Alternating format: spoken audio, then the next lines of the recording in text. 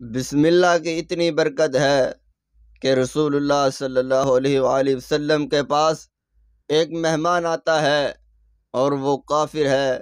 رسول اللہ صلی اللہ علیہ وآلہ وسلم نے اس کے لیے بکری کا دودھ دھونے کے لیے حکم فرمایا۔ ایک بکری کا دودھ دھویا گیا، اس کا سارا دودھ پی گیا۔